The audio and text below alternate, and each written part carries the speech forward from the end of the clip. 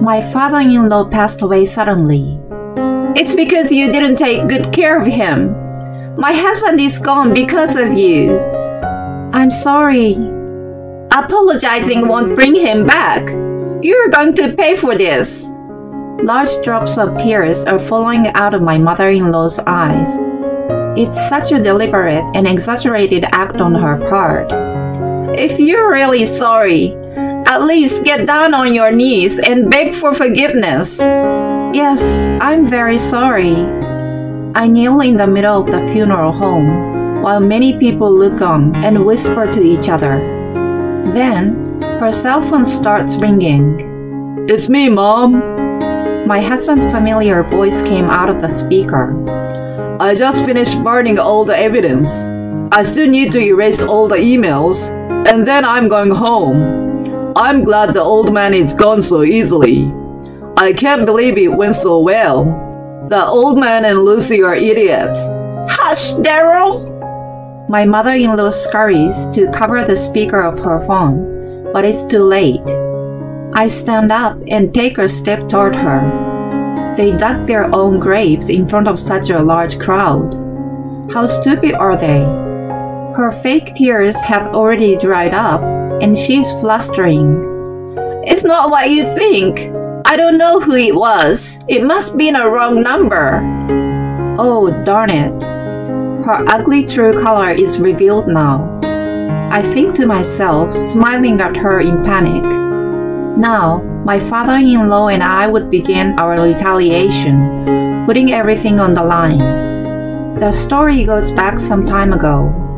I was a housewife who was turning 40 that year.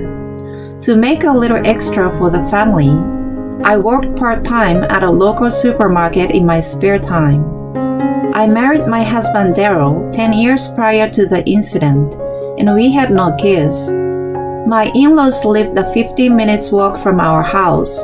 We planned to live together sometime in the future, as they were getting quite old. Daryl and my mother-in-law Carol were very kind to me when we first got married. As the years went by, they became more and more difficult to deal with. Daryl started complaining about my cooking, which he had enjoyed once those days. If I served him something he didn't like, he threw away the food without even taking a bite. He also looked for places that had not been cleaned well and scolded me. Carol came over every day to criticize me for everything. Then she looked in my refrigerator and took food home without asking me. I once asked Daryl to do something about her, but he told me to let her be as she was my family. Not only that, he even ordered me to cook for her. I had been frustrated and sad, but I had no one to rely on. My parents had already passed away when I was in university, and I had no close relatives.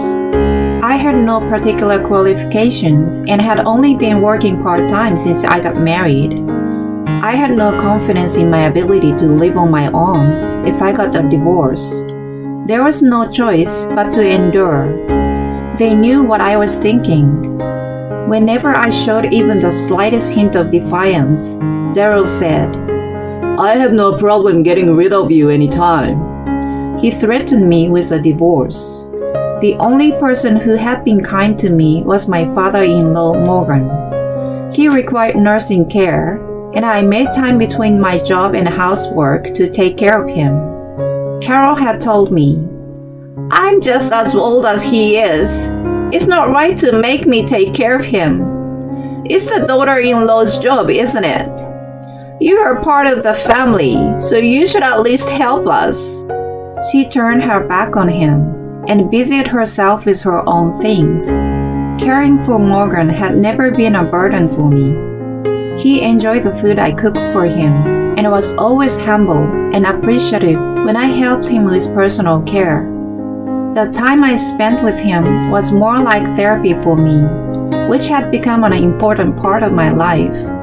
I enthusiastically went to him every time. Then one day, Daryl asked me to go for lunch with him. I was dubious about his invitation, which I had not received in many years, but I was thrilled. He said that Carol was watching Morgan, so I went out. It turned out to be a bad idea. I should never have gone out, no matter what Daryl said. While I was out, Morgan suddenly passed away. I was completely stunned, but there was no time to grieve. Daryl and Carol put all the blame on me. It's because you haven't been taking good care of him. That's right. If you had taken care of him every day, none of this would have happened. We left him in church, but what have you been doing? How could he have died so suddenly? How terrible! I was repeatedly scolded by them. Besides, they refused to go through the hassle of preparing for the funeral, etc., and I ended up taking care of all the formalities. On the day of the funeral, Morgan used to own a small business and volunteered in the community before, so a lot of his business connections and acquaintances gathered at the funeral home. They all expressed their regret for him, and many were in tears. I watched them as if I were dreaming. Then suddenly, Carol's phone started ringing loudly. In the quiet funeral home, it echoed uncomfortably. Carol panicked and pressed the speaker button by mistake. The ringing stopped, but now the caller's voice came out at high volume. The sound was very familiar to me. It was Daryl. He said there was a job he could not hold off and went on business trip, ignoring his father's funeral. Hello, Mom. It's me. Wait, Daryl, What? I'm destroying the evidence now. It's all going well. Hey, wait! Lucy is not so bright. She has no idea. We will split the $200K insurance money as promised. I'm going to head back to you soon. The family members and the attendees started demanding explanations and closing in on her. The relatives called Daryl, who was supposedly on a business trip, and asked him to come to the funeral home right away. At first, they were evasive, saying they knew nothing about it. However, the angry relatives were so fierce that they were forced to come clean about their plan. Morgan was feeling a little under the weather a few days before his death. It was only a little cold and nothing serious. The doctor even said he was going to get better as long as he ate and slept well. It was something that would heal quickly if he was well taken care of. In fact, he was getting better little by little after taking the prescribed medicines. Daryl and Carol had noticed that he was not well. Daryl lured me out so that I wouldn't have to take care of him and hoped that he would fade away. It was all for the insurance money. It was Carol who came up with the idea, and the two of them had been emailing about their plan. They planned to blame me for not taking good care of Morgan and just taking the money.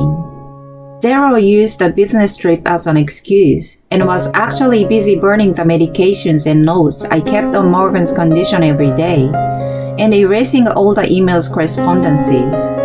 When I finished hearing their story, I was burning with anger. Morgan was gone just because of their greed.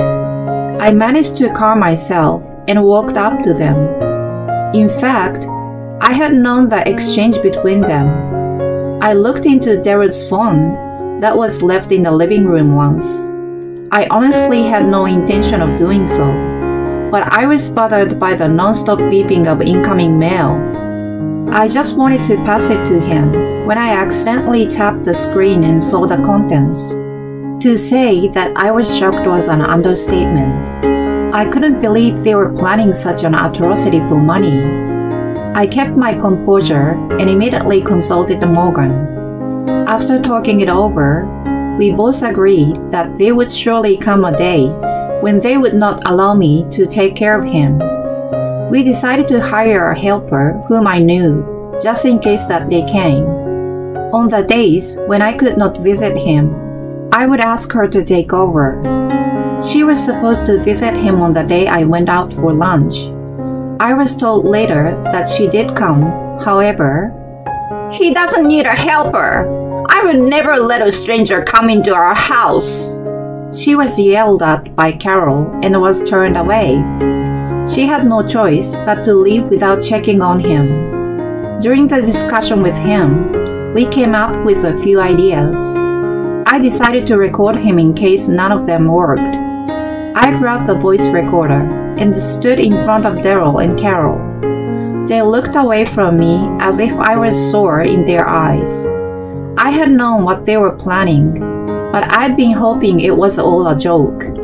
When I actually heard the two of them talk about it, my brain started to boil from shock and anger. They seemed to be feeling more uncomfortable rather than guilty, which infuriated me even more. What the hell do you want? I have a message for you from Morgan. What message? Ignoring the confused look on Daryl and Carol, I pressed the play button on the voice recorder. Morgan coughed a few times and then slowly begins to speak. The fact that you are hearing this means that the plan worked out the way you wanted to. I'm sure you must be very happy with the way things turned out, but too bad for you. I've already canceled my life insurance a long time ago. You put everything on Lucy's shoulders and don't even show your faces to me. On top of that, you have been ungrateful and giving her a hard time even though she has been working so hard. I have nothing to give or leave to such horrible people. True to his word, he had already terminated the insurance policy. No matter how many times I asked him if he was sure, he said, "Don't worry." He sounded somewhat forlorn and proceeded with the procedure without any hesitation. So that's that. He knew about your plan. The insurance has been canceled for a long time now. There's no such thing as insurance money. No way! You're lying! You just made him say those things. Yeah, it's all your lies, isn't it? Believe it or not, it's up to you. You can contact the insurance company, but even if he kept the contract, I doubt that you will receive the money after you've spoken about the plan so much. They looked at each other in surprise.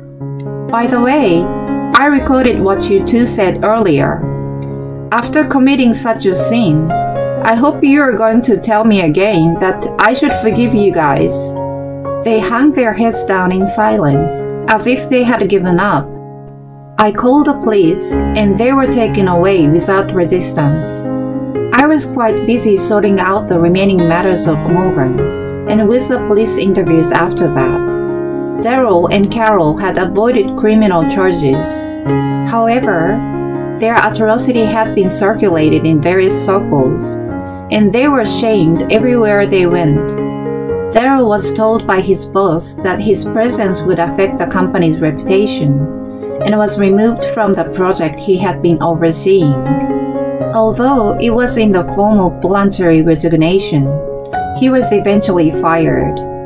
He has been having a hard time finding a new job because of his reputation. Carol has also been distanced from her circle of friends, and the neighbors have pressured her to move out. She has been denied a renewal of her rental agreement and has been forced to relocate. I filed for a divorce immediately after the funeral. I wasn't able to come to terms with it for a long time, but after the incident and what Morgan left with me, I finally made up my mind. There was another message from him on the voice recorder. It was addressed to me, which I did not find until after the funeral. Dearest Lucy, thank you so much for everything you have done for me. I sincerely apologize that they have forced such a big responsibility on you to take care of me. But since I haven't been able to go out, I really look forward to spending time with you. I am blessed that such a kind person like you became part of my family. I have nothing but gratitude. I am so sorry that I could not protect you from them. You can go anywhere and live any way you want. So don't give up. I want you to choose a path that will allow you to live your life with a smile on your face. Such was the message. It made me burst into tears. He was right.